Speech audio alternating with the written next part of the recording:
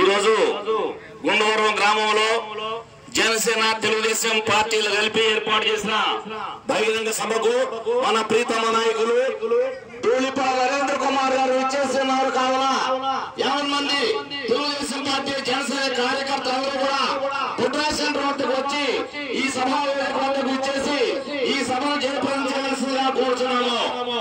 ఇప్పుడు మన ప్రీతమ నాయకులు మన ధూళిపాల నరేంద్ర కుమార్ గారు మన బుడ్రాకి కొబ్బరికాయలు కొట్టి పూజ చేస్తారు. అలాగే గంగానమ్మ తల్లి గుడి దగ్గర కూడా సోమవారం